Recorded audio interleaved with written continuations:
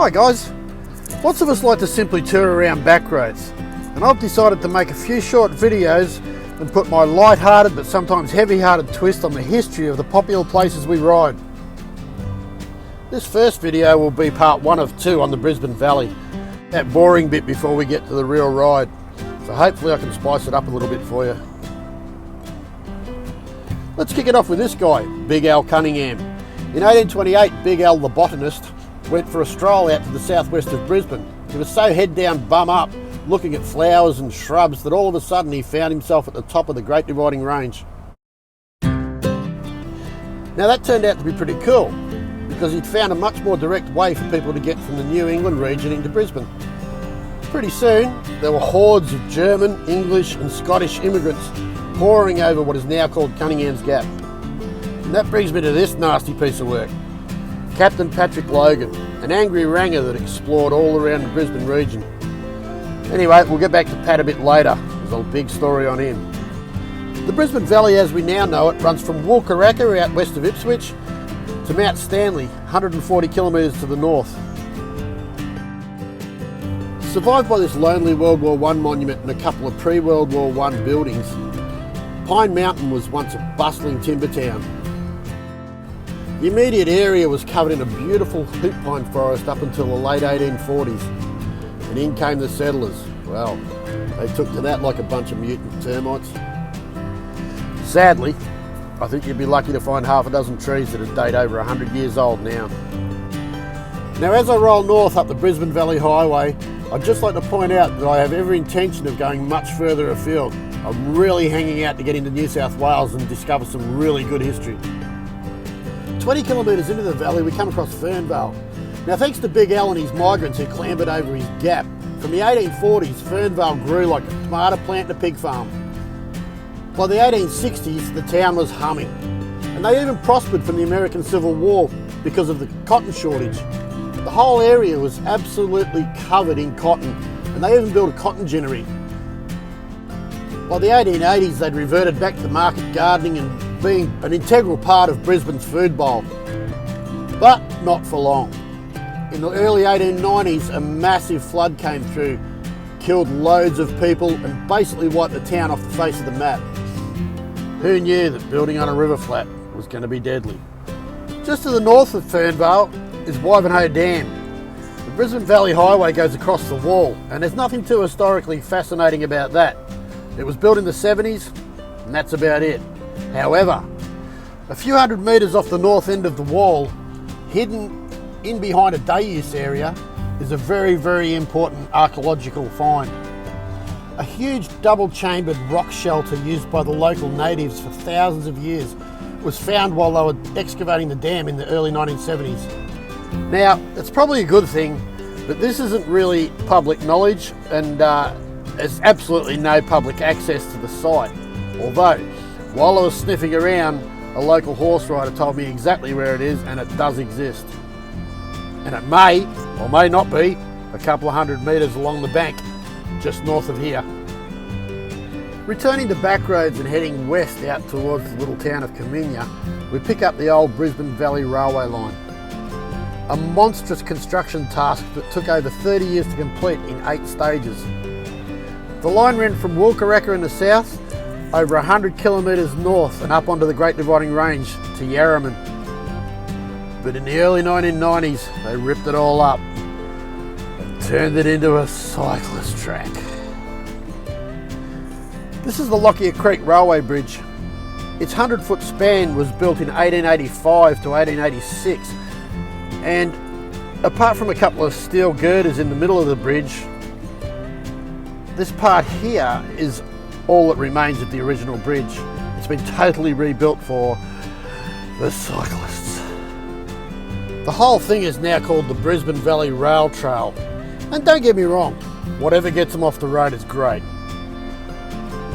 Camino, nice little town, but as far as agriculture is concerned, shithole. Now I say that as a simple prelude to what I'm about to show you.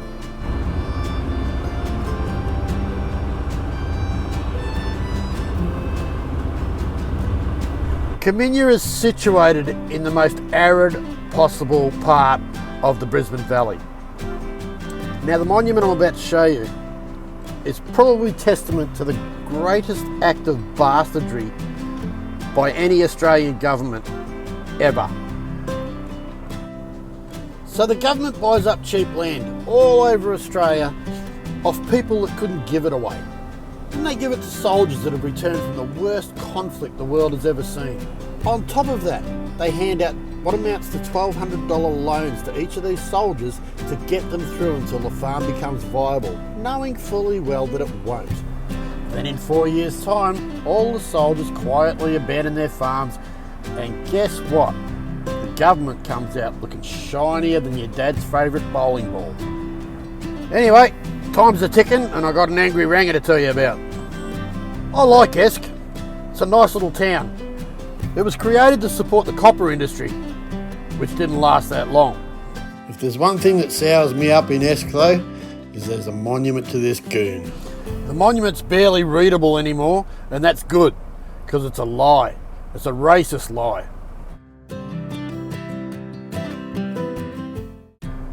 You see, Pat the Rat was a kingpin explorer in the southeast Queensland area in the late 1820s.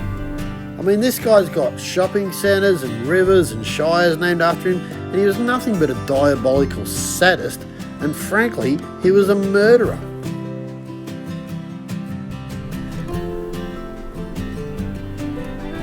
The Brisbane gentry even sent dispatches to Sydney to try and get rid of him, but to no avail. But hey, they didn't have to wait too long. Now I might ride out of Esk while I tell you the true story of his demise in case I get tarred and feathered and run out of town. You see, every time Pat came up the Brisbane Valley on one of his expeditions, he'd get harassed by the local natives. And they weren't just sitting up on top of hills yelling out "Captain Pat's a wanker." They were actually rolling boulders over cliffs at him and having a bit of a giggle at his expense. And although they were very heavily armed warriors, nothing much ever came of it. But it was enough for Pat to go back to Brisbane each time and tell stories of woe. So the Brisbane press had a field day with this, and the public thought that Captain Pat was a hero and the poor natives were the bad guys. So hold that thought. Every time he went on one of these expeditions, the party would consist of 3 convicts to carry his stuff and his manservant. Yes, that's right, his manservant. Now I can't help but think about Baldrick from Blackadder.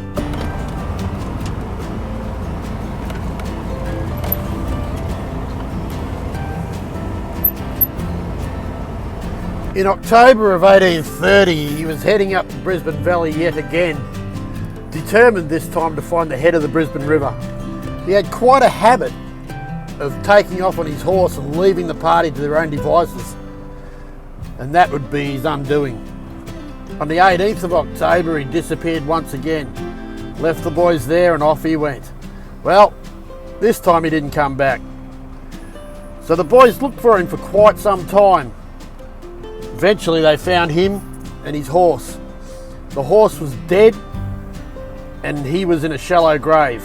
Now, the horse's injuries were consistent with the horse falling over while trying to jump over a creek bed, the same as his injuries were. But what about the shallow grave? That obviously had something to do with the natives. Well, didn't the press go to town with that? And instantly, guess who was to blame for his death? Of course he was beaten to death. Because after all the stories that Pat had brought back from the Brisbane Valley about the horrible natives, who could think for one moment that they honourably buried him? And that he met his maker by just simply being a crap horseman. Last but not least, in part 1, before we get into some decent riding in part 2, is Wattsbridge Airfield. This airfield was built in 1942 as part of the northern defences against the impending Japanese invasion. Hidden behind a small mountain range to the west of Brisbane, along with another airfield just west of Camino full of US aircraft, Wattsbridge was actually the northernmost part of the fabled Brisbane Line. Now the Brisbane Line is part myth and part very, very true story. Now the myth part comes from the parliamentary squabble at the time between the government and the previous government, where the previous government were accused of drawing a line from Brisbane to Adelaide and saying when the Japanese invade, this is where we're going to hold them off. So that upset a whole heap of people, especially the people that lived in Mackay and Cairns and places like that up north. They were real pissed. But hey, the opposition denied any knowledge of the plan and everybody went quiet. But then General MacArthur rocked up. So old Dougie rocks up at an Australian press conference, sporting his aviators and his corn pipe like a good Yank.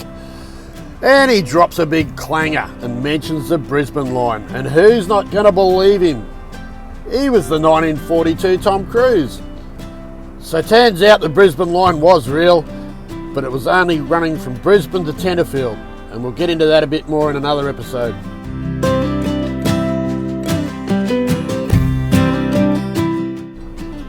Tiny bit of rusty history before we wrap this up. Last century,